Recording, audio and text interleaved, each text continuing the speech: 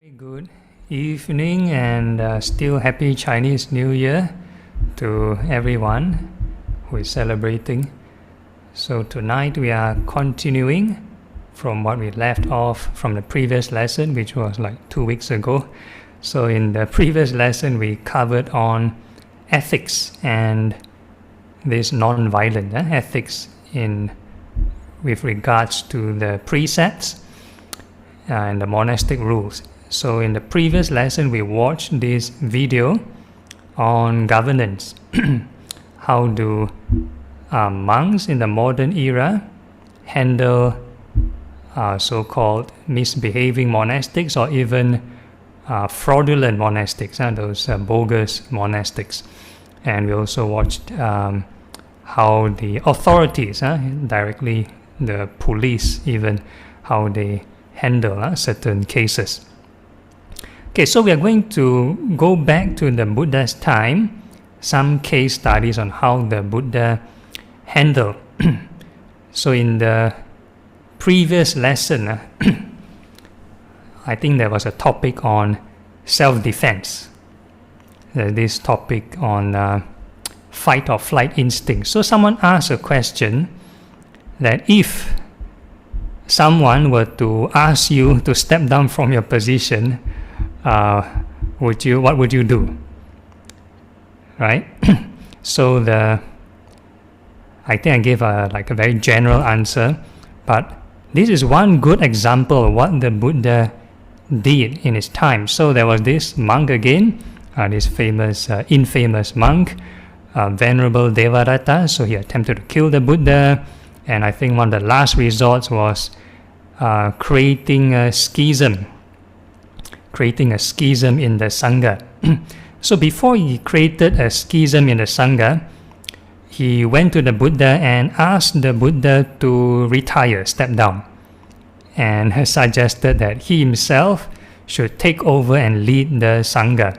So that's Venerable Devadatta's proposal. So the Buddha right down kind of rejected that proposal, because the Buddha was thinking, hey, his left and right hand enlightened disciples like Venerable Sariputta, Venerable Moggallana, he also never hand over the leadership position to them.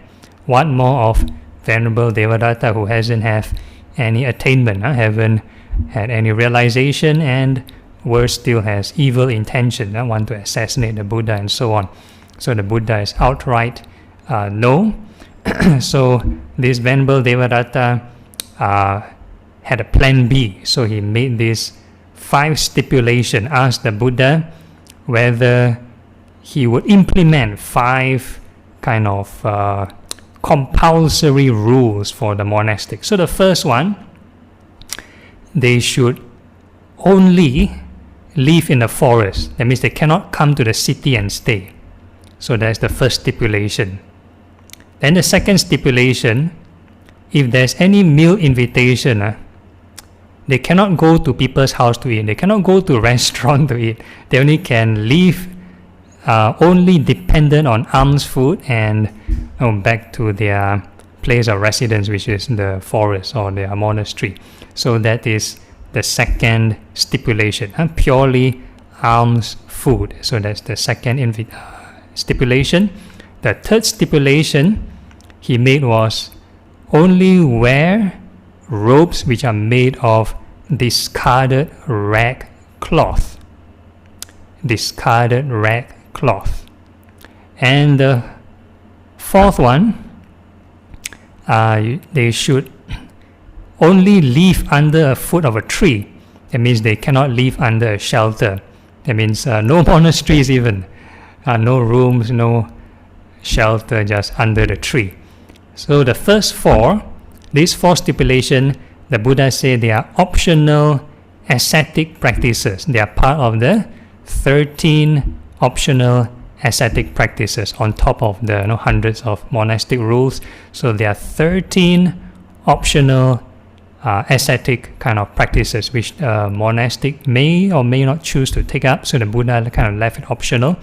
And the 5th stipulation, this Venerable Devadatta suggested is to completely avoid eating fish and meat. That means compulsory vegetarianism. So the Buddha refused these 5 compulsory stipulations. Right? The Buddha was even asking Venerable Devadatta, can you even follow 3 out of the 5 of these rules? And Venerable Devadatta is like, no, because he himself have to go to this king or this prince Ajatasattu to plot and how to take over, and he has to go to palaces and stuff like that. So he himself cannot even follow 3 out of the 5 stipulations. So I reiterate the 5 stipulations again. The first one, they only can live in the forest. They cannot stay in the city or a town. They cannot live in towns or villages with human populace around, like purely in the forest and caves. So that's the first stipulation. And second stipulation, no invitation outside to eat. So they only can purely eat from the alms food only. They cannot go to the house, cannot go to the restaurants to eat. And the third stipulation, which is this rag robes, wear rag robes from discarded cloth. So this is probably in the later part in the Buddha's time. Venerable Ananda suggested that the robes design, the monastic robes design, to be patched robes. That means the pattern are like bricks or like paddy fields. So there are many rectangular blocks and they kind of stitch them up together to make the robe look like beggars' robes. Like there's lots of stitches and patches so that nobody will rob the monastics of their robes. So in the Buddha's time, there are monks who get robbed from their robes. So that was how poor those days or those people, or even now also. If the robe were just one piece, one large rectangular piece, it looks very valuable. It can be worn by anybody. So people will rob them.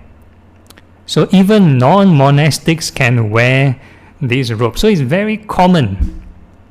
Non-monastics wear the robe. It's just like sari, It's like the common cultural fashion. So when Buddhism went to China and spread to the north, then they wear the hanfu kind of fashion. So the common people also wear hanfu. The Taoist priests also wear hanfu. And the Buddhist monks also adapted and wear hanfu kind of pattern. So in the Theravada tradition, they wear this kind of robes, a bit like the sari kind of cloth. So Venerable Ananda suggested patching the robes and make it look like a beggar. So nobody will want to steal the robe because it's like worthless and like torn and lots of stitches and patch. But over time, there are monks who are good at sewing, so they sew the robe so nice until ascetics from other religion want to trade in their robes with this patch up cloth. The cloth design, when they patch up, wow, looks so nice, a lot of pattern, looks nicer than the ordinary plain cloth. So that was how it evolved. So in those days, even ascetics from other religion wear the same robes. So it was very confusing. So when the monks kind of want to identify who is who, they have to ask individually, who is your teacher? They have to do this. So they can't tell whether you're a Buddhist monk or are you a Swami, a Hindu Swami. So all of them wear the same kind of cloth. So there's even a Vinaya story that the monks were bathing in a river. So it's an open shared space. So the other ascetics also bathe in the same river, and they hang their robes on a tree branch. So when they got up from their bath, they mistook and took the wrong robes. So the other ascetics took the Buddhist monk robe, and the Buddhist monk took the other ascetic robe. So that was how similar the robes look like. Right? So you can't tell apart, are you a Buddhist monk or are you a Hindu Swami? So they kind of look very similar, the robes, at least the fashion. And the color itself is not standardized. It's not like one uniform color. In the monastic rule, the Buddha allowed a range of colors that you can find in the forest. Brown, green and black. Brown, green and black. So if they combine and mix, then you get a maroon, you get yellow, you get brown, you get all kinds of spectrum of colors. So it's very hard to tell who's a Buddhist monk just by appearance. So you need to individually ask, who is your teacher. So that was how the monks identified each other during the Buddha's time. But nowadays it's like a big hoo-ha. And I think in the recent case in Singapore or even in Malaysia, there's this DJ Korean monk, they wear sort of attire that looks like a Buddhist monk robe, and it gets rejected. So there's a lot of history and culture behind the sort of fashion of the attire. So there's no hard and fast rule. But anyway, majority of the Buddhist leaders kind of refuse, then that's their decision. So then the fourth stipulation, living under the foot of a tree and have no roofing. So the idea of having a roof comes during the rains retreat. So in the rains retreat, usually around July to October, it's like the monsoon season in India, heavy rain. So the Buddha encouraged the monks to stay under shelter, stay in a building. There must be a roof, there must be a door, and there must be a lock. So that's the more later part of the Buddha's life.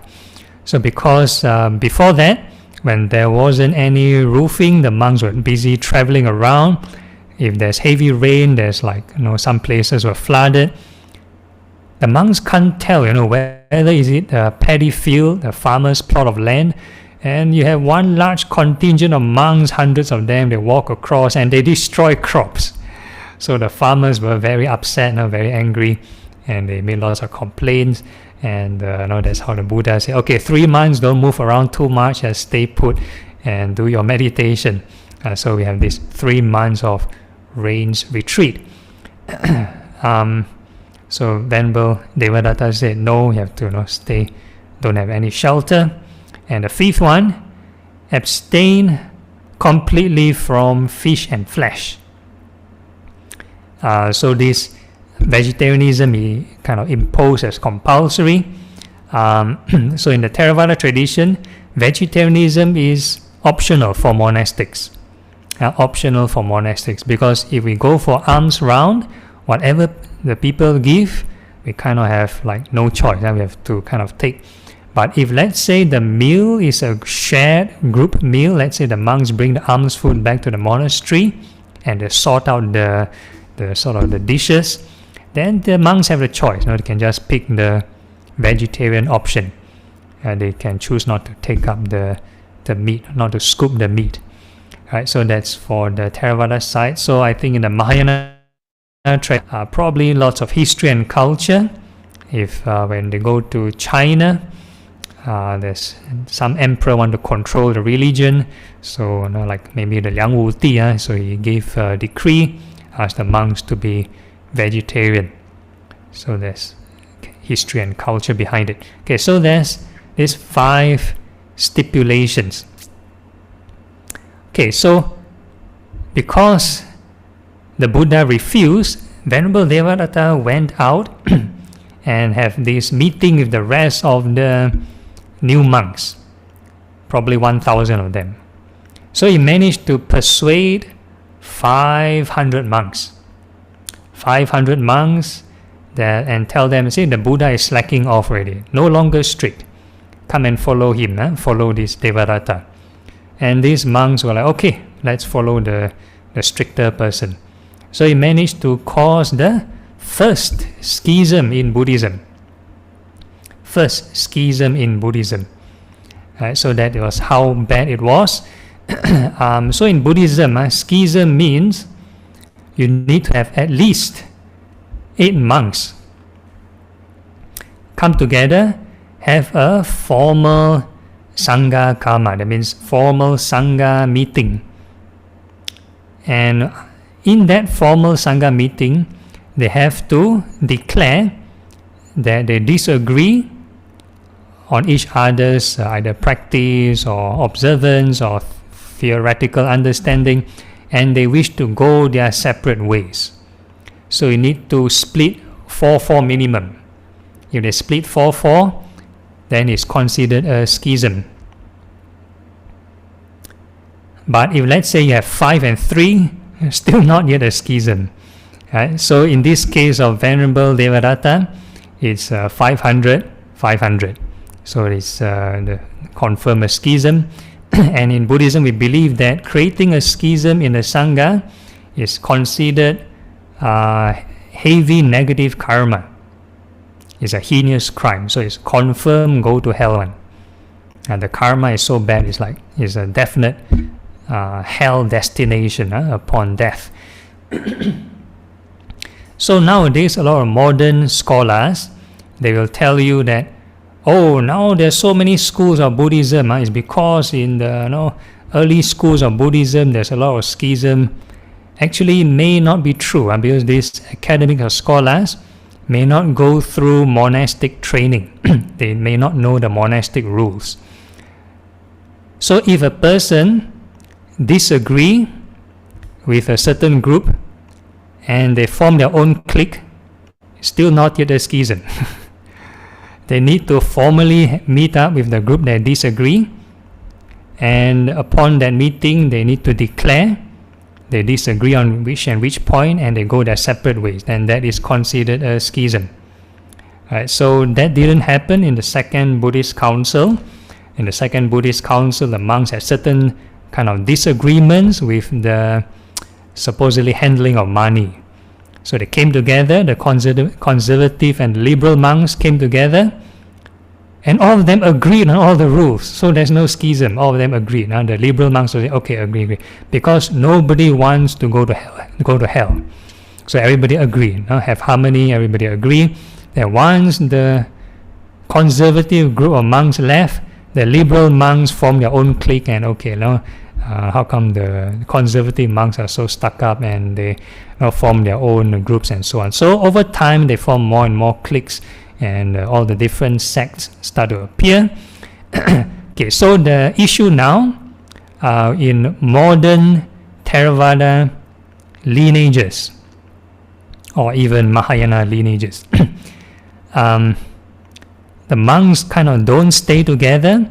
There's a reason, because over time, when the religion spread geographically, and each culture, each geographical destination have different cultural practices, they adopted different kind of style of chanting, the tone, the pronunciation is different, a lot of stuff become different.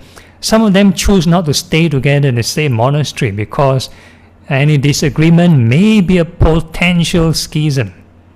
So that is one of the factor. Some monks of different lineage may not want to stay together under the same roof in the same monastery. Of course, depends on case by case basis. Some of them are more liberal. Anybody also cannot stay and stuff like that. So it's a case by case basis. But that's the ruler on schism. Okay. And because this Venerable Devadatta have gone so far off, strayed so far off, the Buddha had a meeting with all the monks and kind of made his own kind of Sangha Karma, Sangha announcement, which is presented in this PowerPoint here. So there's like a declaration. This Venerable Devadatta has gone out of place and become like something like heretic. Misrepresent the teaching, misrepresent the rules, and of course divide and so on. So whatever Venerable Devadatta says is nothing to do with the Buddha and his teachings anymore. So basically he is as good as he's on his own, or basically a religion on his own. A religion on his own, because in the Buddha's time, people wearing robes can be of different religion. So Venerable Devadatta is like his religion on his own. So that was the announcement or the motion.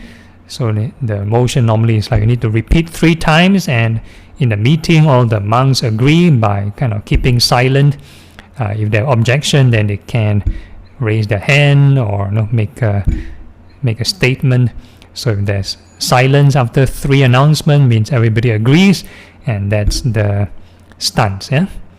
Okay. So excommunication is a thing in the Buddha's time. Okay. Next. So that's how the Buddha dealt with these cases. And how about other cases? So there's another case where there's a group of rowdy monks. So how did the Buddha and the chief disciples handle them? So in the previous lesson, you watched a video, right? You watched this Sangha police drive around the streets and look out for monks who are misbehaving or bogus monks and try to kind of arrest them or bring them back to this Sangha tribunal for like their judgment. So how did the Buddha do it? So in this case, there's this background to it. There's this group of rowdy monks. They kind of have certain behavior that is seemed kind of, we call it corrupting families. That means they behave in a certain way that kind of normalize the behavior and even get praised by the townsfolk. So when the good monks who enter the town do not behave like them, get criticized, by the villagers there. So in this case, this group of monks, like for example Asaji and this Puna Basuka, were making flower garlands and distributing to people, basically giving free gifts. Because by right, monks shouldn't have any possession, but these monks like maybe a bit spoil market, so start to give free gifts. So when other monks go past, they never give them flowers. Then people, hey, you're not monk at all, how come you never give flowers to us? So it's like they have this issue. So these monks are known to be very rowdy. It's not like you can go and talk to them nicely, hey, please don't do this. They won't change. So they start to get rowdy and they get violent.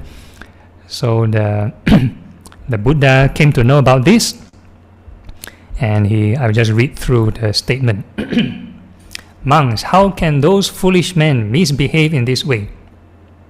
This will affect people's confidence. Then he gave a teaching and addressed Sariputta and Moggallana. So these are the 2 chief disciples of Buddha. Go to Kitagiri and do a legal procedure of banishing the monks Asaji and Puna Basuka. They are your students.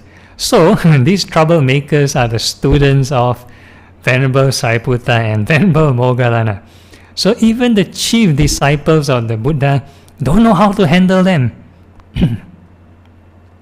Buddha's time, enlightened monks don't know how to handle mischievous monks. So these are monks ordained by them, proper monks ordained by them, proper ordination. They are not bogus monks, proper monks, and they don't know how to handle. So I will continue. Sir, how can we do a procedure of banishing these monks from Kitagiri? They are temperamental and harsh. So if they argue and fight, then you cannot hold a meeting, because in the Sangha, this legal proceeding or this Sangha motion, they need to sit together in one arm's length distance, be quiet, and listen. So if they are shouting and arguing and putting up a fight, you cannot do this legal proceeding. Right, so the Buddha said, take many monks. So basically you need a large gang. So you need a large group to kind of like intimidate them, kind of surround them, then they won't run away. So that's the strategy of the Buddha. So the Buddha was a prince, and of course as a prince he studied or the soldier or the warrior caste. So probably he studied some strategy, probably not Sun Tzu Bing Fa, but probably something equivalent in his time in India. Okay, next. Okay, so they managed to do that. So they went to this group of rowdy monks headed by Sariputta and Moggallana. So they went to do this procedure, banishing Asaji and Punabasuka. So this banishing is not the same as disrobing. It's not a disrobing offense. Basically, the banishing is tell them not to stay in this town or village, just go somewhere else. So that's the idea of banishing. So even that, after the procedure, those monks did not conduct themselves properly or suitably as to deserve to be released, nor did they ask the monks for forgiveness. Okay, so this particular rule in the monastic rule is called the probation rule. So under this rule of banishing and probation, the monks who are being accused of so-called this behavior need to be stripped off of their seniority. That means go back to like a freshman. So every morning and evening they need to report to all the other monks present the kind of rule they have transgressed, and they need to serve out that term. So the term depends on the legal proceeding, depends on how many days or months the Sangha wish to meet out on these probation monks. It can be 1 week, can be 1 month. So basically they need to live like a junior, and basically it's like a rehabilitation. So it's not really like a severe punishment. It's more like go through the basics, like a boot camp again. So these monks are not happy. They did not ask for forgiveness. They abuse and revile. They don't want to go through this probation, and they decided to disrobe. So they decided to leave the order. So it's not a disrobing offense. The monks led by Sariputta and Moggallana did not disrobe them, just asked them to go through this banishment and probation, but they refused. So they kind of put up a fight, and they not happy, like, okay lah, leave the religion. So they left the monastic order. Okay, next slide. Okay, so another instance on this,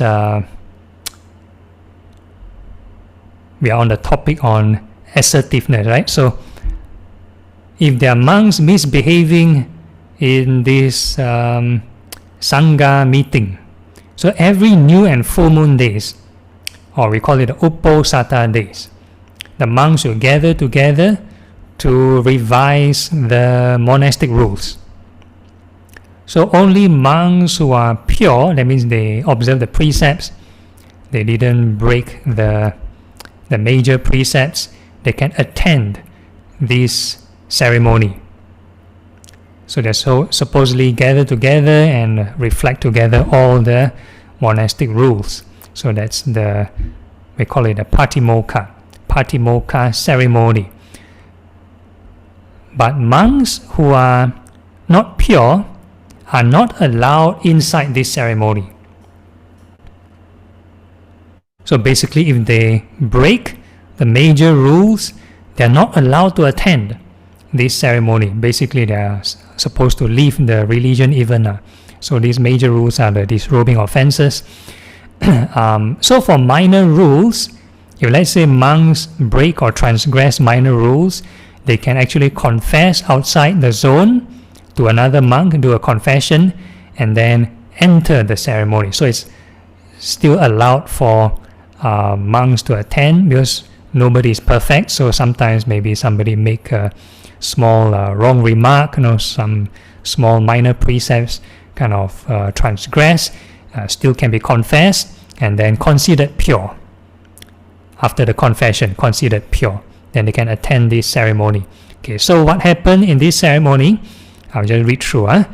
Uposatha day, the Buddha sat silently throughout the whole night in front of the assembly of monks. When the morning dawned, he only said the assembly is impure.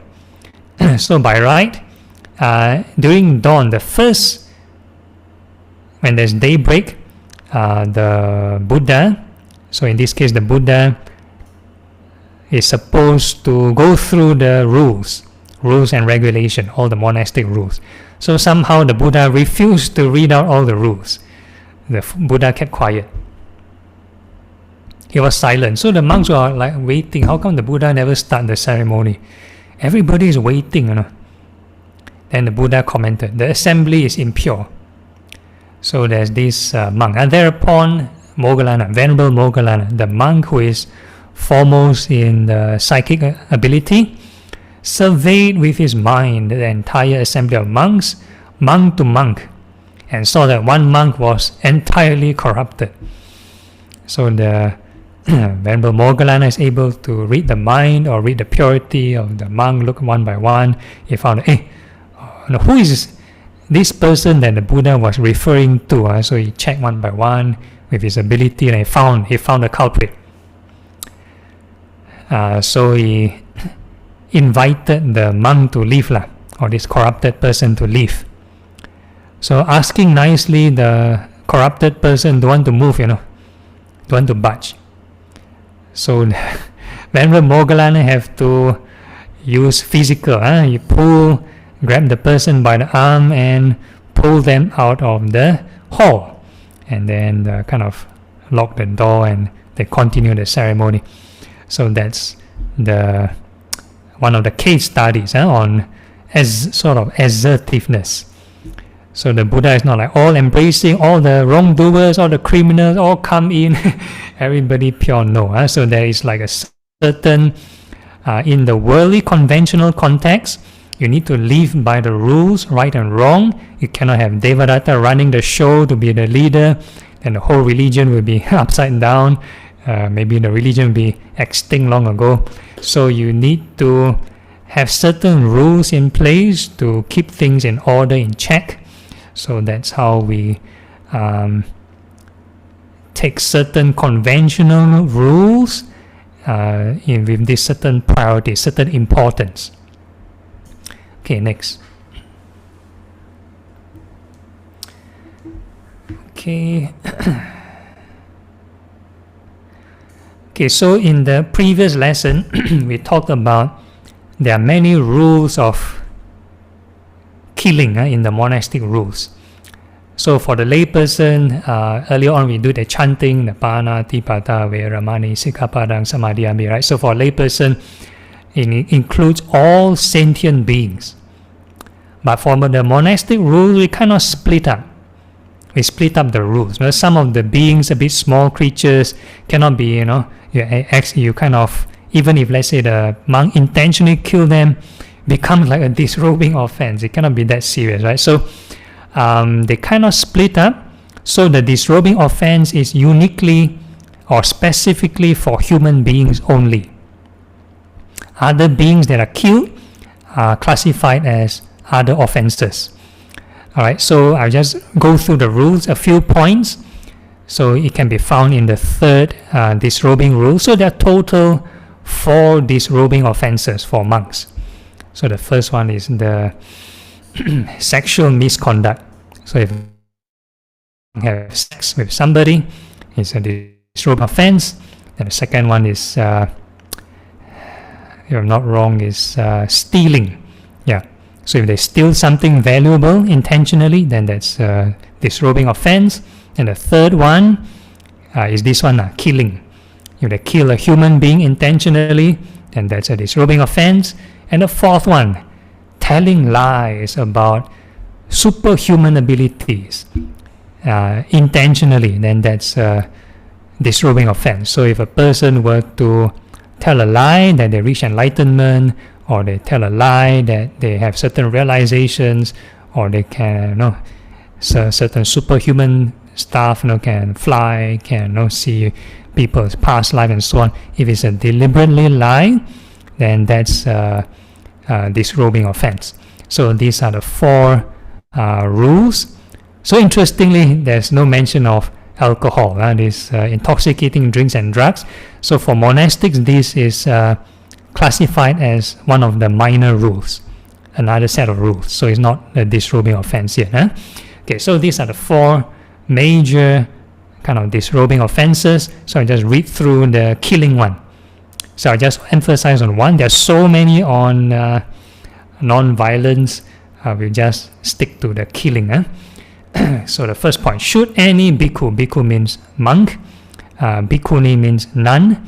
So for this one, it's a case of a monk, intentionally deprive a human being of life. So they are very specific with the terms. Or search for an assassin for him. Or praise the advantages of death. That means the monk don't have to personally kill him. The person can order assassin. That means indirect killing. That means they don't have to do it themselves. They ask someone to do it for them. That is also part of the criteria, part of the condition of breaking the precept. Or praise the advantage of death. That means you don't have to order assassin. You just tell the person, oh, death is so nice. Then by listening to that, then the person really killed himself. Then that is also breaking the rules. Yeah, so yeah, or incite him to die, saying, my good man, what use is this evil, miserable life to you? Death would be much better for you than life. Or with such an idea in mind, such a purpose in mind, should in various ways praise the advantages of death or incite him to die. He is also defeated and no longer in affiliation. That means the person is considered no longer a monk. So that's why when we, let's say monastics, when they teach certain meditation, let's say reflection on death, is not to look forward to die, is to do a reality check. Okay, one day we will pass away. So that's the objective has to be mentioned very clearly, not to look forward to die. Can be very, say, sensitive in this kind of stuff. Okay, so these are the criteria. So you take note first, because later on we are going to play a game, or rather do an interactive session. You are going to be like a jury, like a judge, just like the Sangha tribunal, not to teach you to be judgmental, but more on how to apply the rules in your daily life. So you take note of these criteria again. Okay, so we move on to the next slide.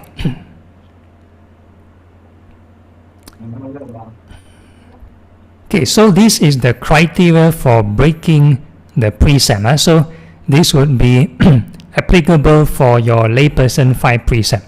5 criteria. 5 criteria. So the first one, in the case of killing, so first one, the object. So your target have to be a human being. The target have to be a human being. So includes fetuses. That means during the moment of conception, when let's say the mother is pregnant, so that also considered human life. So in Buddhism, we don't encourage abortion, and because that's considered human life. Right? So so it mentions counting from the time consciousness first arises in the womb, immediately after conception, up to the time of death. So that's considered human. That means all the way up to old age, until the deathbed moment. So that is human life. Then the second point, intention. That means you want to end that human life. You want to end that life. So there must be intention. Then the third is called perception. Perception means you must identify, okay, that is a living being. So one example would be like, non-perception would be like nowadays, video games. So a lot of young people nowadays take the video game, the gun, and shoot here, shoot there, kill other so-called virtual humans. But in their mind, they know these are not real humans, so we call it perception. Unless they know these are real human beings, then they want to take the gun and shoot, then it's considered perception. There's a perception that is a real human. So perception plays a part. So sometimes a person For example, the common one would be like, the light very dark, you never see, then you walk the time, you step on some creature, then the creature die. Then we call it perception, because you never perceive the being there. Alright? And the fourth criteria, effort. Whatever one does with a purpose causing that person to die, that means you need to put in effort to execute the plan. So if let's say a person has only the first three, let's say you have so much anger to a certain person, you want to kill the person, but you never put in effort, then also never break still haven't break. Then the fifth one, after putting in the effort, then the result is the person die. Then you consider breaking the precept. So you need to fulfill all 5 criteria to be considered breaking the precept. Alright? So now in this case, it's only specifically to human being. But for, let's say, your precept as, let's say, for stealing, for, let's say, even killing of other sentient beings. So these 5 criteria, application the same. Or sexual misconduct, same, 5 criteria. Okay, let's move on to the next slide.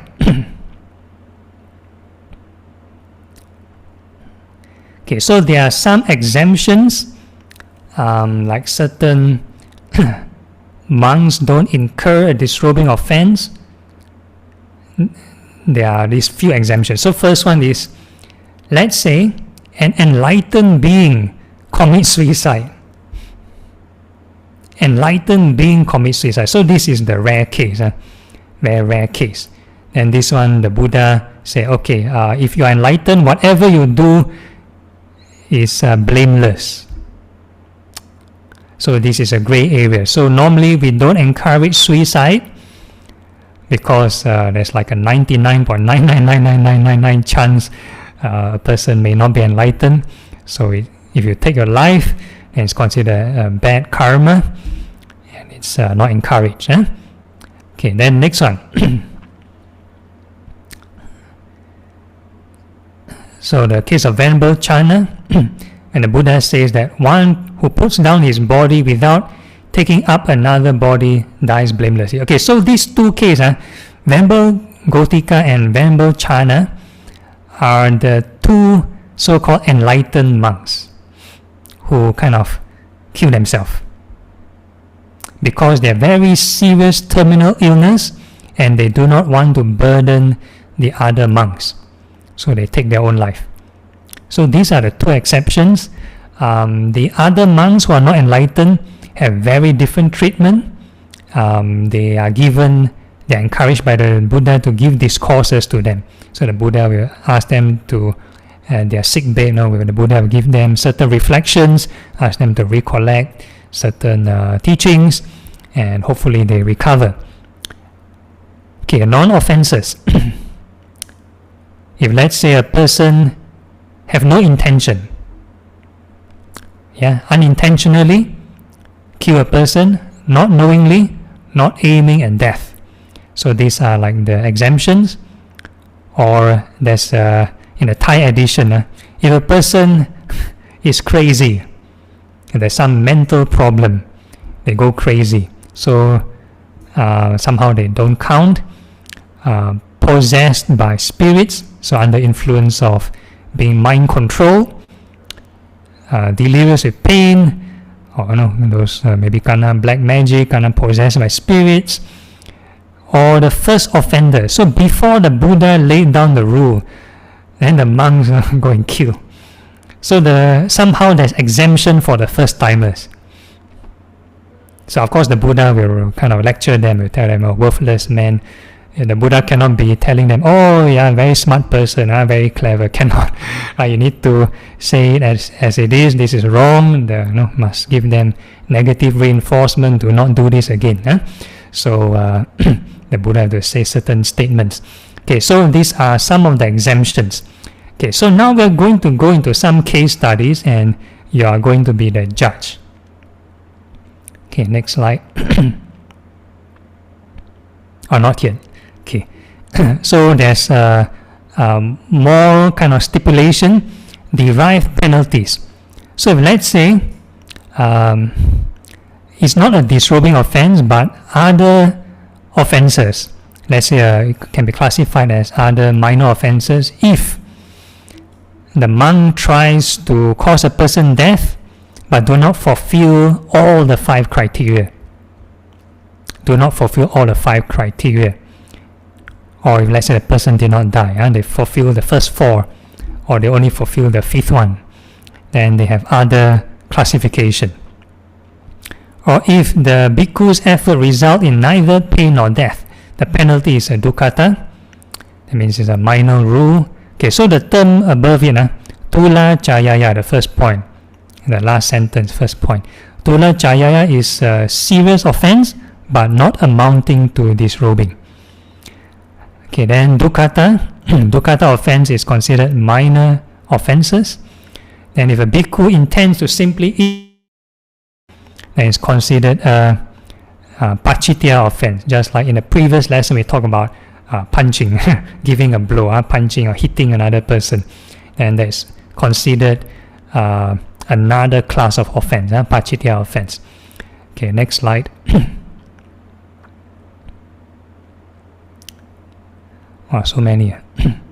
Okay, so this is the definition of human life. We talk about from the time of conception, which I mentioned before. That means once the sperm and egg meet, and you need one more thing. A gandhabba is present. That means another unseen being is present and goes into the womb. That is considered conception. Right. So basically, once there's a life, once there's there's kind of fission taking place in the cells, then it's considered as life already. Okay. So he mentions at the last point, whatever operation you do, whatever medicine or contraceptive that manage to kill that womb upon conception is also considered killing a human being. Alright, so a monk actually cannot advise. We try not to advise women to have abortion. So if the women manage to abort the fetus, then the monk also considered no longer a monk. Okay, next. Okay, so these are some of the case studies. So if a monk provide medicine to a person who wants to abort, but then never managed to abort, then let me see what happened.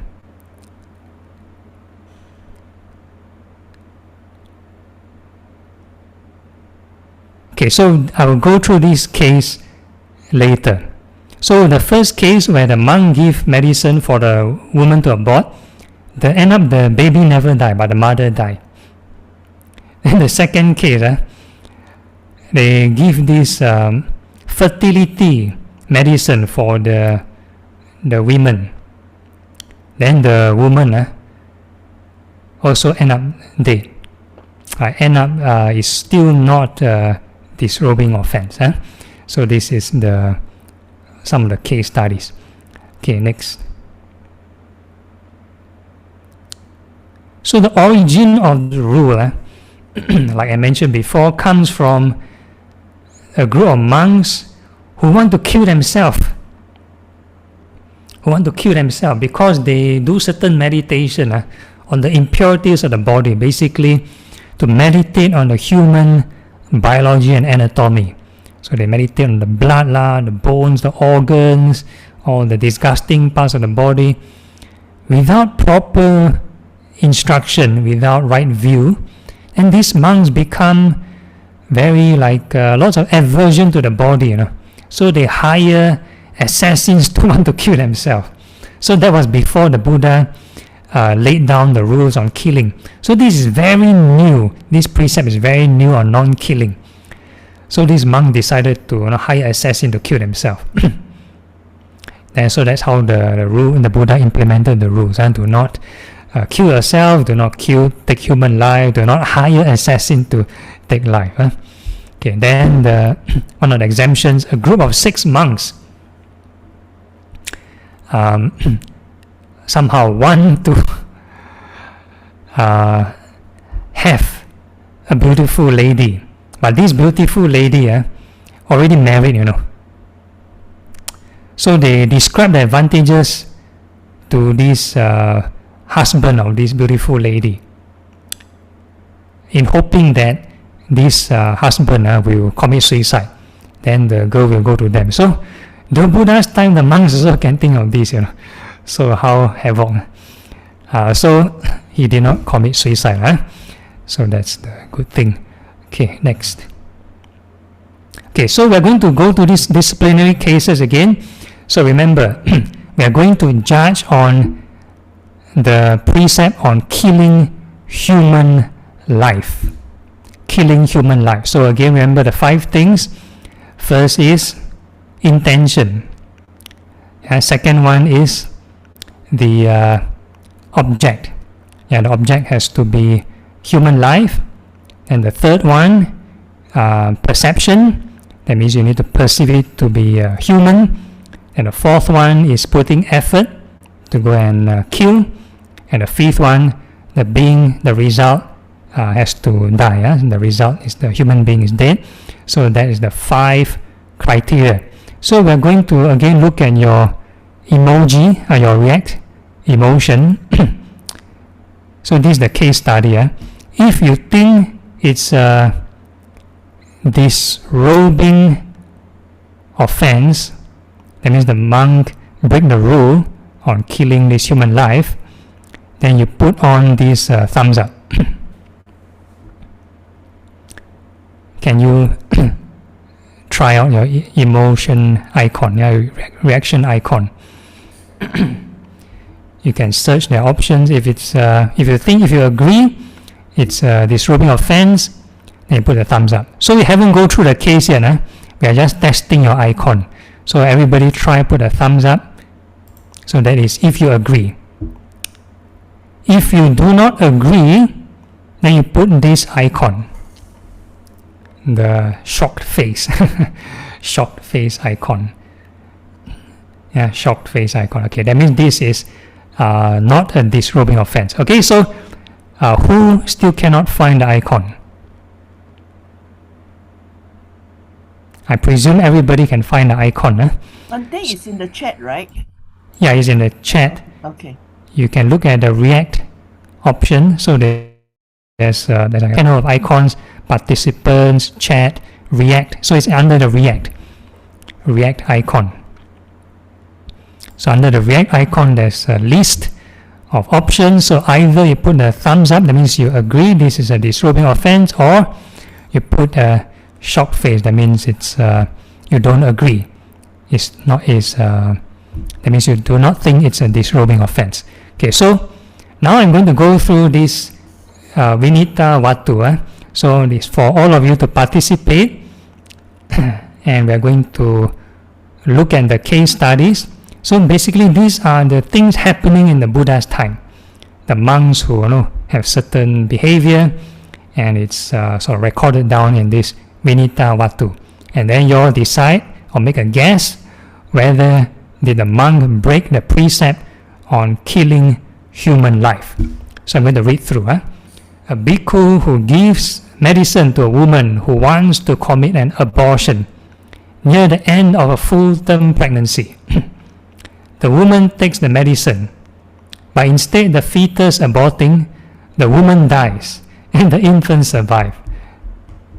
So I give clue already actually, one of the case studies. If you think it's a disrobing offense, put a thumbs up. If you think it's not a disrobing offense, then put a shocked face.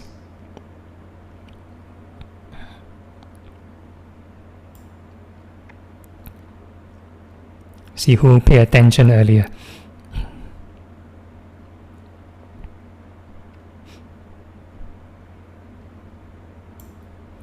only one person respond. Okay, so Judy put disrobing, Ming Hui put not disrobing, Sing Hui not disrobing. Only 3% answer. The rest never answer. We answer like. Bante, our response is actually in the chat. Yeah. You put in the chat. I cannot find the reactions. Yeah, I also Oh, cannot, find- okay, then I look at the chat. Okay, so I can look at the chat. So only 2% put is, or 3% put is disrobing. Okay, you can put in the chat better lah. We agree, put in the chat. So you go to chat, then you search the emoticon. Or those who want to stick to the rag also can. I can look at both. Okay, so we have a general idea. Okay, so let's click. Okay, yeah, verdict. The bhikkhu incurs tula chaya. That means it's not a disrobing offense, but somehow it's a disrobing, or it's a serious offense for causing pain to the child. Yeah, so this is the we call it another classification of offenses, not disrobing. So for those who put the shocked face, congratulations. Okay, so for the lay person, your lay precept on not killing, it will cover everything.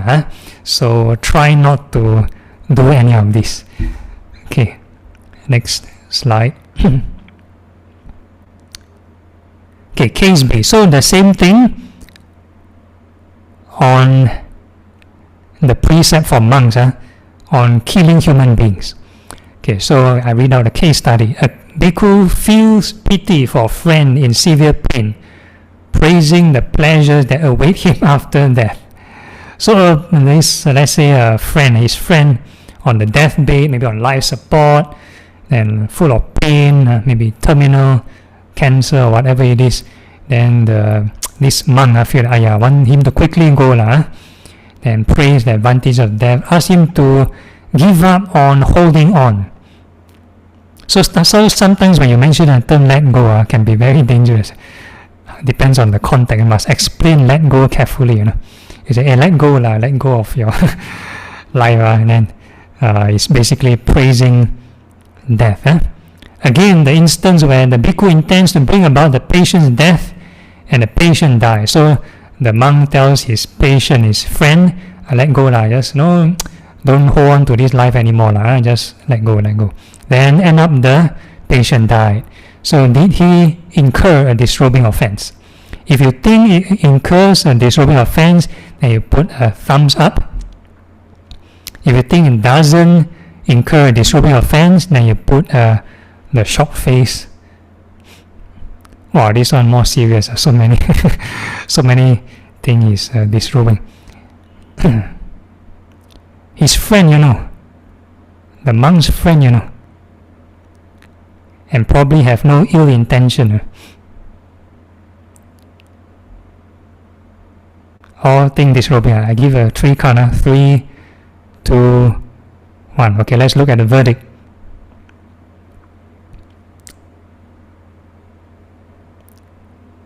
Yes, okay, those who put a thumbs up, it is a disrobing offense. So even though he's a friend and the so-called the monk has so much compassion for the friend, and ask him, let go of your life, don't hold on anymore, let go. Then disrobing offense. So that's why deathbed counseling can be very dangerous. Okay, next. Okay, third case study. We call it shared responsibility. So basically a group is doing it. So I just read out. So it's basically the same precept for the monks on killing human beings. The Vinita Vatu contains a series of cases in which bhikkhu acts as a group to give a treatment to a sick monk with the aim of ending his life. So there's an intention. They want to end this sick monk's life. In one of the cases, the monk dies from medical treatment due to the nose. Another one dies from eating the food. So none of the text discuss whether all the bhikkhus in question took turns giving fatal dosages, or if one of the bhikkhus did while the others helped to prepare it. Okay, so what do you think of the verdict for the group of nursing monks? do you think they incur a disrobing offense for wanting to end the life of this sick patient? If it's you think it's a disrobing offense, put a thumbs up. If it's not, then you put the shocked face, the blur face, or whatever face you want to call it, or prosecuting already, okay, or disrobing, okay. Let's look at the verdict. Yeah, so all the monks were involved, either administering or preparing the medication, all of them incur this disrobing offense. Okay, let's look at the other case studies. Okay, case D. So the same precept on killing humans for monks. Okay, a bhikkhu who used a friend as a guinea pig for testing poison. I can't imagine what were the monks thinking at the time. Two types of tests. One of them is to see whether the poison is strong enough to kill a person. The other to see whether the person is strong enough to survive the poison. And the result, the person dies. Okay, so you have to look at the criteria. First one, only as a guinea pig. Somehow the monk may not have the intention to kill. His intention is to test the poison. Either to see whether the poison is lethal or the person is strong enough to survive the poison. But the result is the person dies. The friend somehow, the monk's friend. I can't imagine how you could do this to your friend. But yeah, he did it to his friend. So let's look at the your results, your judgment. If you think it's a disrobing offense, put a thumbs up. If you think it's not a disrobing offense, then you put the other icon. Yeah?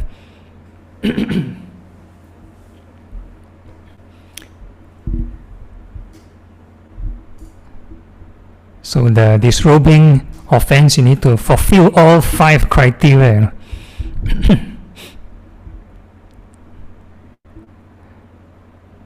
Okay, I give 3 count.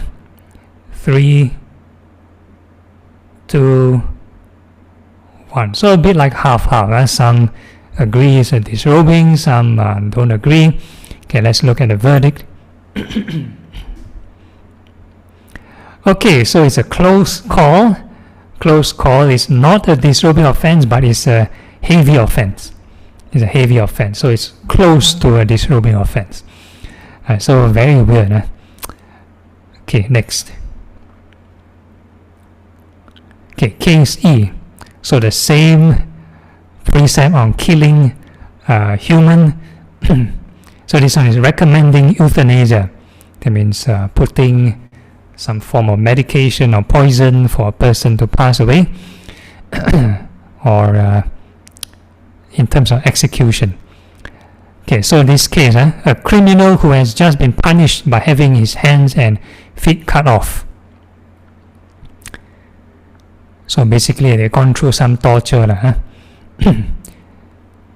So the monk somehow going kepo, go and ask the criminal's relative, do you want him to die?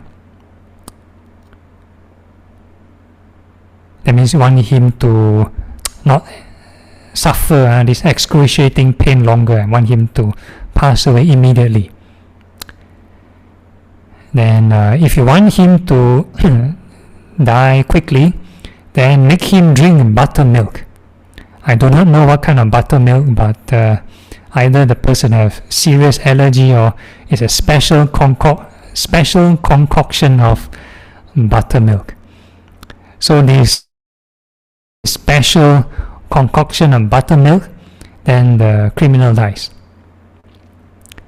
So let's look at your judgment. Do you think it's a disrobing offense? Did the monk commit or breaking this precept, killing human life? This person on death row already, or not really on death row, this capital punishment on just chopping the hands and the feet. And the relatives agree, want him to quickly die.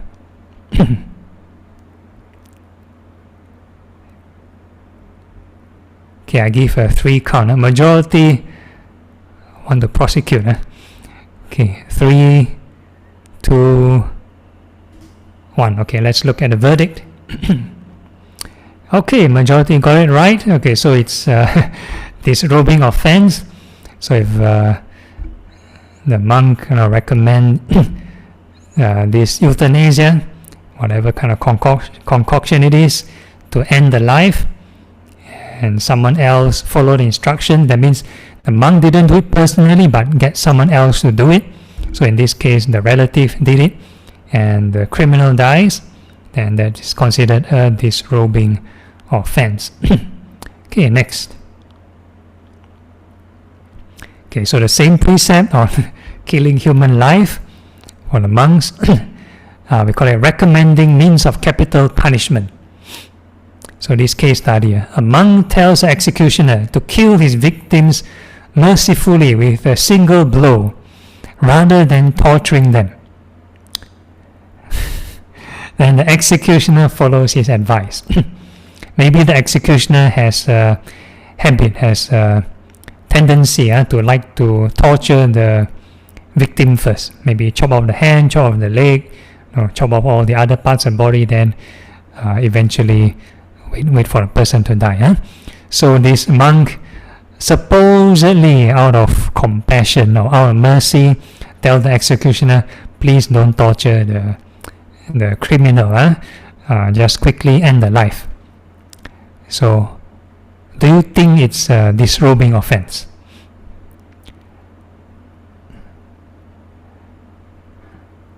Because the person on death row already. Okay, let's look at your answers. A lot of people put the shocked face. Okay, some put a thumbs up. Okay, I'm going to give a 3 count. 3, 2, 1. Okay, let's look at the verdict. Okay, so most people got it wrong. So somehow it's a disrobing offense. So actually the monks cannot get involved with the process of prosecution. Yeah. So however the people do it, then so we call it karma already. So nowadays people want to talk about human rights, then people have this activism movement. So sometimes the monks can be quite in a dangerous position if they involved with this kind of death prosecution kind of activism. Okay, next. So this is the alternate kind of scenario. If the executioner says that he will not follow the monk's advice and then continue to kill the criminal as he pleases, and the monks will not incur the penalty. So sometimes a bit hard to tell whether got incur the penalty, because it's, let's say, it's enclosed chambers, then the executioner do what they want, so a bit hard to tell also. Okay, next. Okay, so this is indirect statements. For example, so commentary is not part of the main basket. So in the Buddhism, we always talk about 3 baskets, right? San Zhang Jing, 3 baskets of Buddhism. Basically 3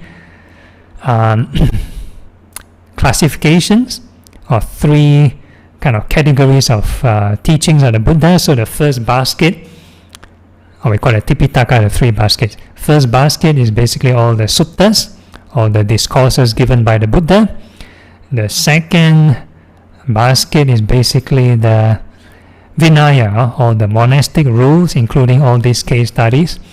And the third basket is called the Abhidhamma, according to the Theravada canon, the Abhidhamma Pitaka, basically all the so-called metaphysical kind of teachings regarding mind matter. But in the Mahayana edition, the third basket is all the commentaries. So I'll just talk about Theravada classification. In modern Theravada Buddhism, it's no longer 3 baskets. Now it's 9 baskets. 9 baskets of Theravada teachings. So there's a commentarial basket for the suttas. So that's one basket. There's a commentarial basket for the Vinaya, the rules. That's another basket. And there's a commentarial basket for the Abhidhamma. So total we have 6 baskets. And we have a sub-commentarial basket for the suttas, the discourses. Another sub-commentarial basket for the Vinaya. And another sub-commentarial basket for the Abhidhamma. So another 3 baskets. So now total 9 baskets of Buddhism, of Theravada Buddhism. So now we're just going to stick on mainly the original basket, the Vinaya. So this mentioned here the commentary, which is the second layer of baskets, one of the 6 baskets, not the original 3. Maintains that the bhikkhu cannot get around a penalty by phrasing his wish for murder in more roundabout ways, and gives an example in which a bhikkhu tells people, in such and such a place a bandit is staying here, his head will receive a great honor for a king. So if let's say the the monk is, let's say, overly pro-government, and let's say the government want to prosecute or persecute a certain criminal, they encourage the people to do like a witch hunt, to let's arrest this person, and according to the law at that time, if you manage to kill this person, the king will reward you. And according to the commentaries, it's also a disrobing offense. If let's say a person, the villagers manage to capture the criminal, follow the monk's advice, want to get a reward from the king, go and kill the criminal to get a reward, then it's offense.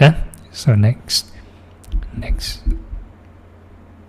Okay, so this is the commentarial's assertion. Okay, next slide. Okay, so now we are back on our interactive session. You get to vote. So same precept on killing humans. The Vibhanga states that bhikkhu who kills a non-human being, a yaka, a naga or peta. So interestingly, the monks in the Buddha's time can kill other invisible creatures, can kill heavenly beings some more, can kill yaka, can kill naga. Peta is a ghost. Yaka and naga means dragon. Yaka is like a ogre. So yaka and naga belong to the realm of the 4 great heavenly kings, one realm above the human realm. Okay, then Peta is the hungry ghost, which is below the human realm. Okay, next.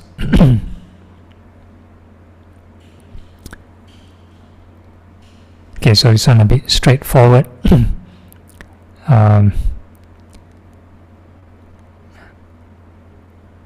Okay, I might continue since you put out the answer already.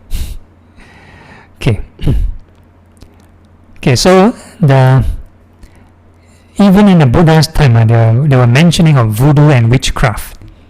So if they make like dolls and they cut off various parts of the hand and feet, and the spirit dies, then it's also committing an offense, but not a disrobing offense. So this is for non-humans. So interestingly, these kind of like supernatural methods apply to human also. Okay, let's look at the next one.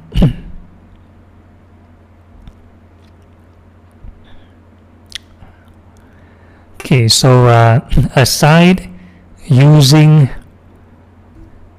like voodoo, and even in our scriptures they mention using malevolent spirits. I mean, a person can control other spirits to kill human.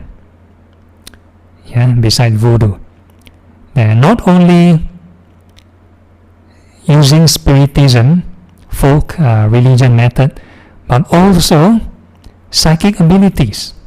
Let's say a person meditate until they have psychic ability, also can kill human, can kill human being.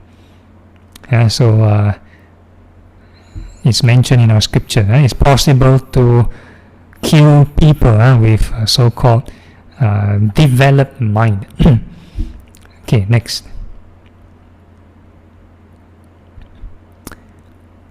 Okay, so again, you're voting.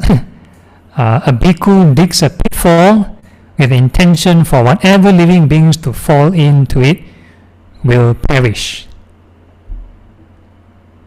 I think this one have alternate case scenario. Okay, let's click some more and see how it goes. Next. Okay, so the depends on who dies. Depends on who dies. If an animal dies or someone else dies, it's another offense. But if a human being dies out of the pitfall, then it's a disrobing offense. So again, the Buddha's time also have people doing such thing. It reminds me of cartoon. People dig a hole and want people to fall in. So booby traps. Okay, next. Okay, so this is extended case study. If one digs a pitfall, but renounce the intention of killing. Let's say they dig a hole and want to kill some living beings, but eventually they give up this idea. Then they manage to cover up the hole. But if someone were to stumble on the whatever that's left, can be a stump, can be a small hole, and if let's say the injury can cause a person to die, it's still an offense, but it only cause a minor injury, not yet an offense. So again, very particular. So these rules are a bit like studying law, like lawyer, like that. Study law. Okay, next. Okay, so now we're going to cover more on intention and perception. Intention and perception. So if there is no intention, that means there's no intention of wanting to kill, then it's not a disrobing offense. But if let's say there's an intention to kill, but somehow kill not a non-human, then it's we call it perception. Like we talk about the virtual kind of gaming, and it's not a disrobing offense. Okay, so I give examples here. Unintention used to describe a case where, for example, a person dropped a stone, a brick, or some kind of weapon, or removing a pestle from a shelf and knocking off the shelf accidentally, like a domino. And the shelf happened to fall on a person and kill a person. So there's no intention of killing, that's purely accidental. Then next one, not knowing. Is a use a case where a bhikkhu deliberately does an action but without knowing that his actions could cause death. An example would be giving food to a friend not knowing that it is poison. Giving something that is legal but not knowing that it is legal. So it's called not knowing. Then the third one, not aiming at death, means whatever action a person does, deliberately does an action but does not intend for death as a result. So that's called not aiming at death. So these are the few kind of definitions. Okay, next. Okay, so normally call this an accident. So I give an example. A monk who is choking on a foot by slapping him on the back and inadvertently causing his death. So sometimes you want to play with your friend, you want to say hello, then you tap the person on the back hardly, That person is still eating, halfway he choke, then he die. Yeah, so Buddha's time happened. Or there's one rule, very, very interesting. I remember there's a case where a monk go and poke another monk's ribs. Playfully, you want to kuchi a person, right? You want to tickle a person, you poke the person on the rib. And he laugh and laugh and laugh. Cannot catch the breath, then suffocate and die. Also have. So no intention of killing. Then next one. During construction, and when you accidentally knock off something, then you kind of create like a killer litter kind of incident. Then you sort of like kill a person. There's no intention. And the next one is so talking about death, right? Describing the joys of heaven to the audience, and having a member of the audience misinterpret the teaching. And they, heaven's so nice, right? Okay, then die. Then they kill themselves, hoping to go to heaven. Right, so there are some teachings, maybe even in Buddhism we praise. If you do good, you can be reborn in heaven. So sometimes people misinterpret, then they go and kill themselves, right? So that is also not a disobeying offense. So sometimes you have to be very careful with what we say. Whatever teaching we talk about afterlife, maybe some people talk about Pure Land, we talk about the here and now first. Talk about here and now, how to live successful, how to calm the mind down successfully first. So that is the priority. Okay, next.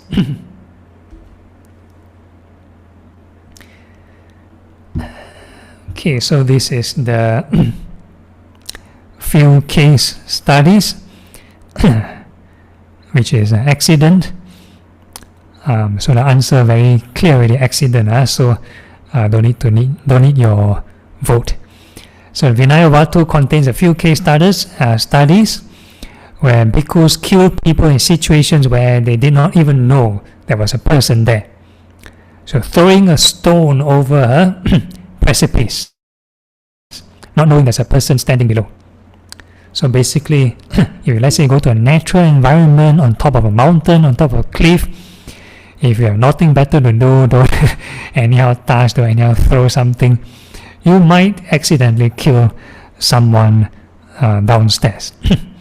Okay, sitting down on a pile of cloth, on a chair, not knowing that there's a child underneath the cloth. So there's a monk, sit down on a cloth, then someone died. There's a baby down there, and the baby died. Okay, then setting a fire to a grove, not knowing that there's people in the grove. So the monks also set fire to forests in the Buddha's time. So not encouraged, but somehow they set fire, and there are people residing or inhabiting the groves, and they died due to the fire. Okay, next. Okay, effort. So this is the fourth criteria. That means you purposely put in the resources, put in the effort. So there are four types of effort. First one is taking a life. Second, arranging an assassin. Third one, describing the advantages of death. And the fourth one, inciting a person to die. So these are the four types of effort a person put in to execute the plan, in order to kill a person. Okay, next. So we talk about detail, taking a life.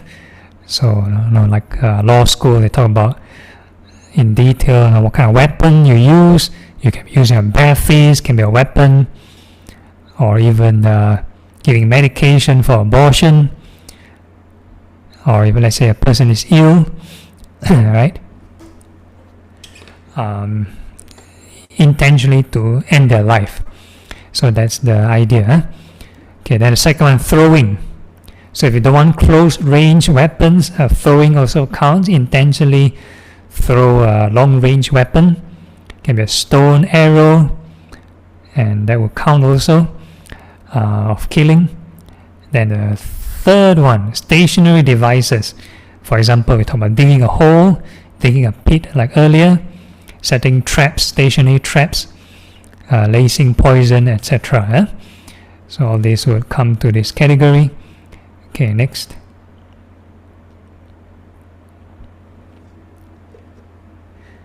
Okay, so now it's 9 o'clock. I will end the session here and continue this thing in the next session. So I open the floor to Q&A. Any questions on the ground?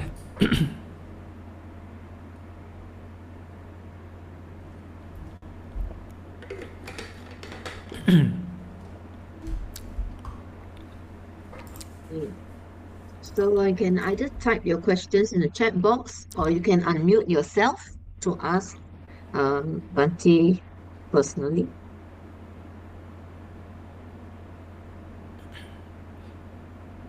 Bhante, can I ask a question?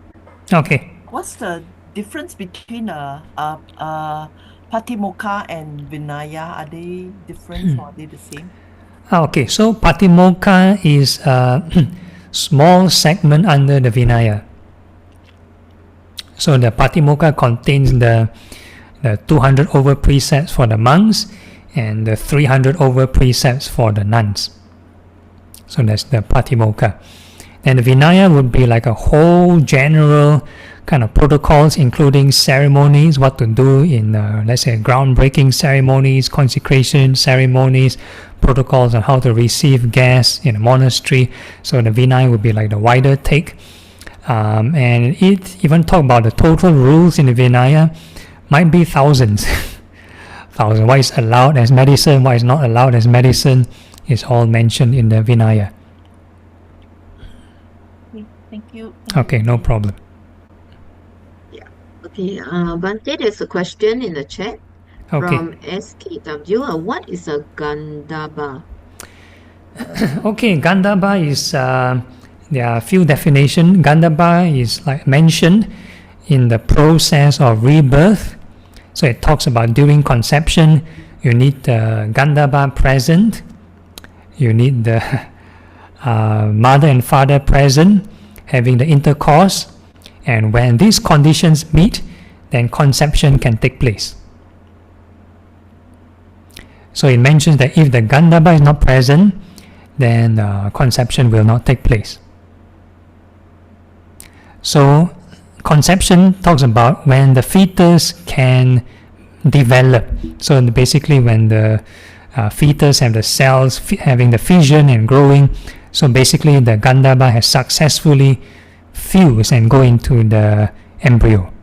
So basically that's the definition of life being formed. So that's one definition of Gandhaba.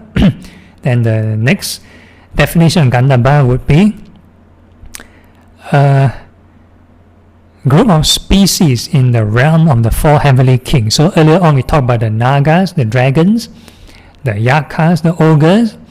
The Gandhaba is mentioned. Also, that's one of the race, one of the species in the four great heavenly kings. So Gandhaba, normally they call it musicians. Then the fourth race, they call it the Kumbhandanas. I have no idea what are they. They are the orcs. So these are the four species in the four great heavenly kings. Okay, so hopefully that answers your questions.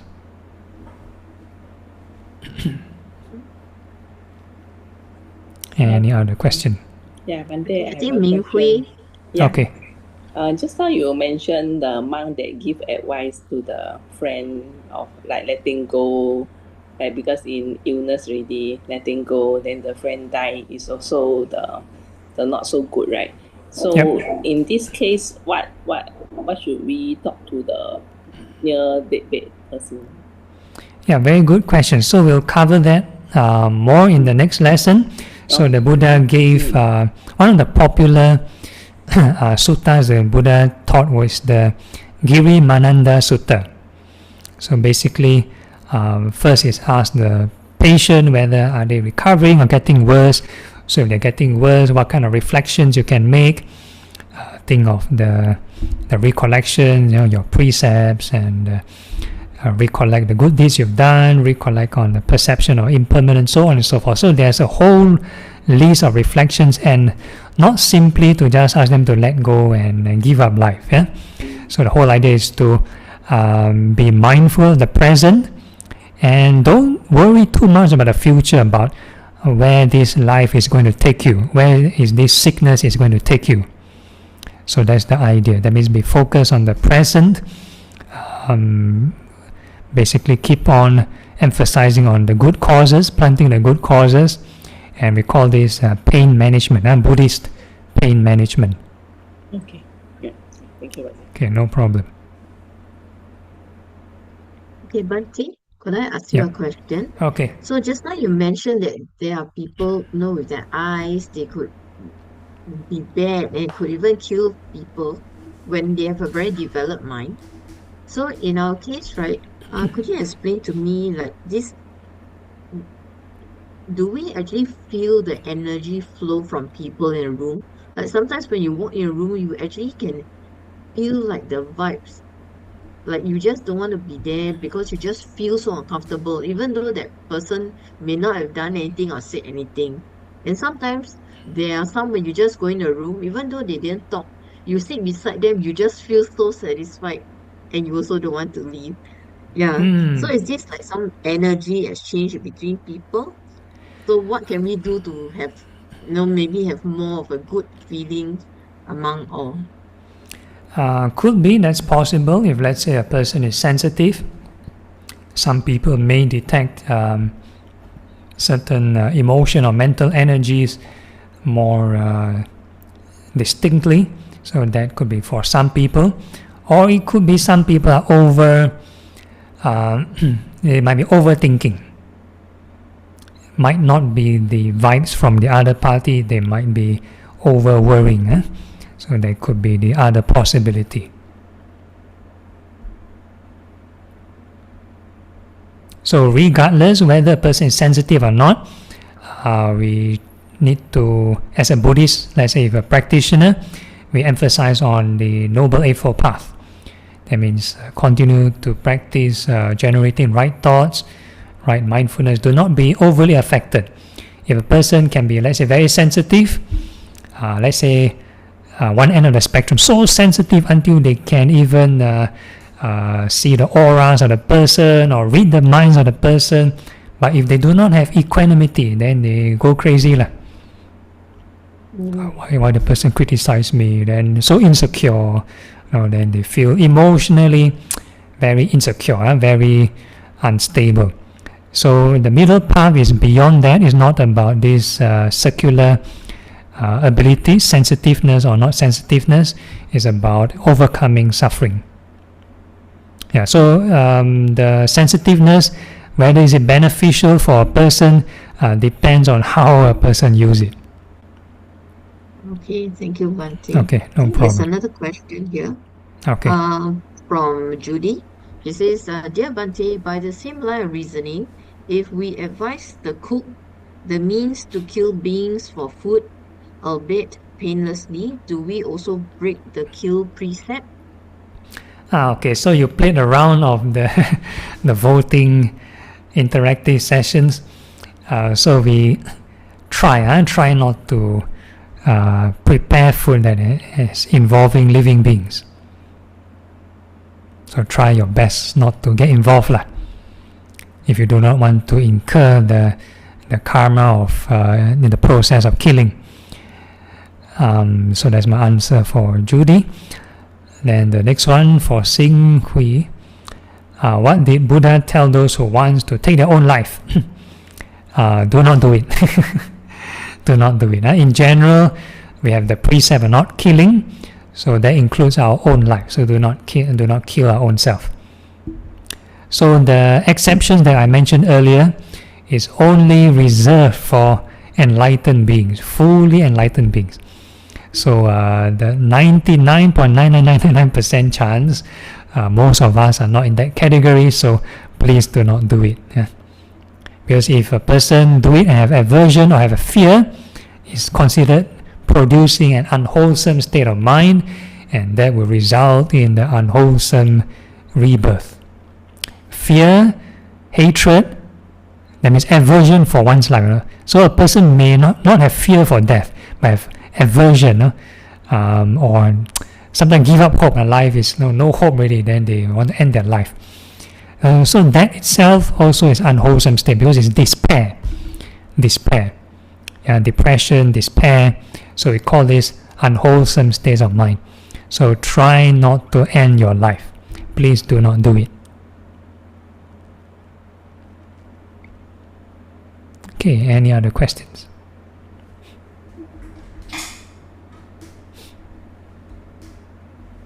Yeah, Monday. Just now in the slides, I saw one of the points, but moving a ill person. So I forgot which slide is that, but I think it's the action part. So Okay. Can you elaborate more on that? Yeah, so basically whatever action that you do that has to be intentionally killing a person at close range. So if let's say the person is ill, let's say by moving them, you shake them, then you might end their life. Yeah, that could be one example. Okay, I'm asking this because let's say someone injured and needs some first aid. Yeah. So let's say before the ambulance comes and the person try to help, then maybe did not handle properly. So that one don't have the intention. That means.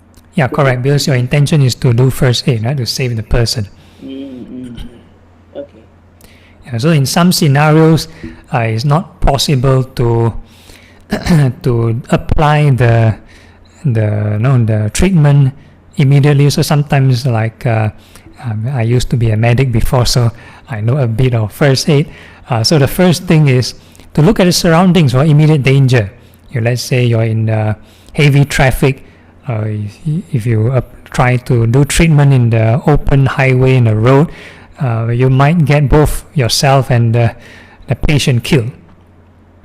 Right, so the first thing to do is drag the person out of the danger zone. Yeah, so if you drag the person out, then you might, kind of,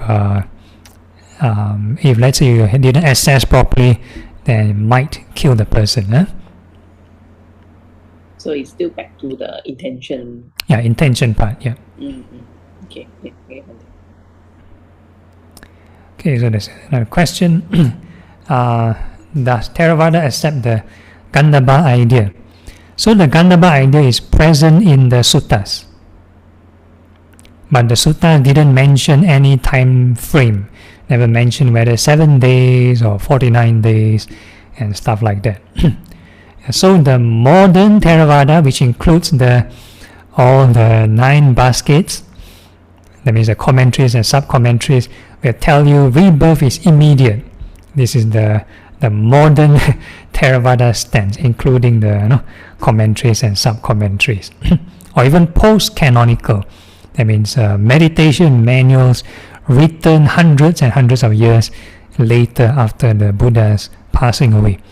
So we call this modern or post-canonical Theravada Buddhism would believe that the rebirth is immediate, but in the suttas, no mention of time frame, but there's a mention of the Gandhabba. Yeah.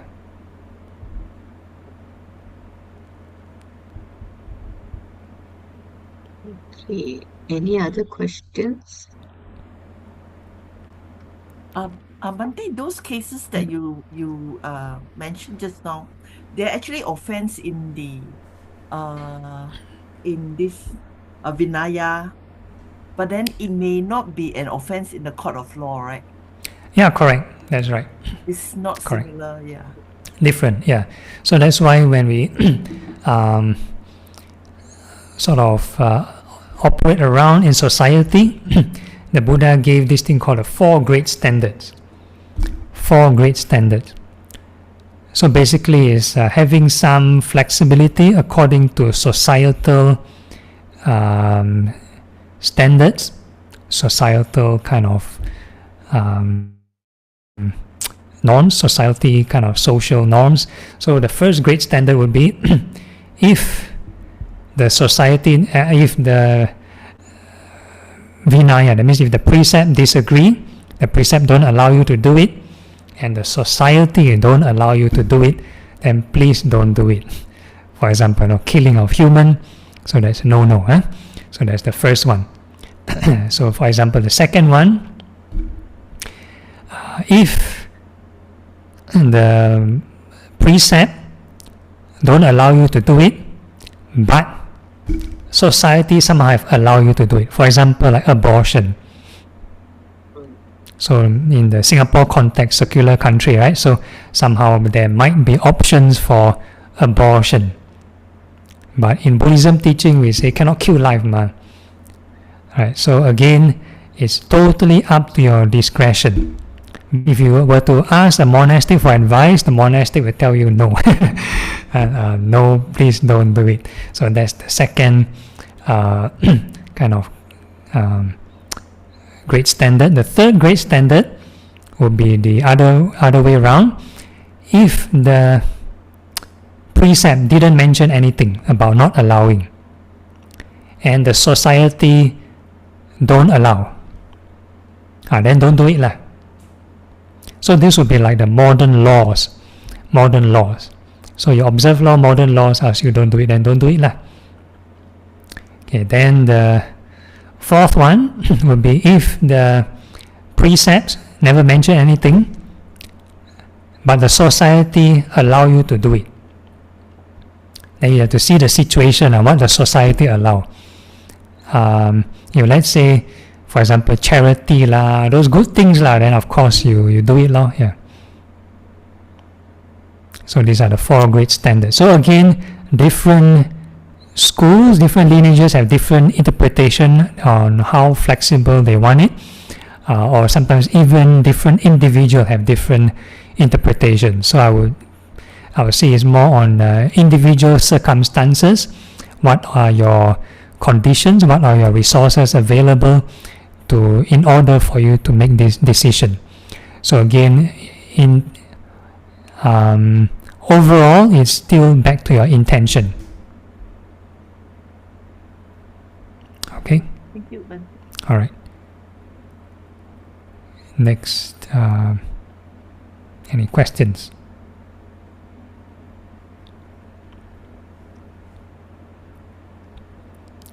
Okay, really no questions. I give a 3 count.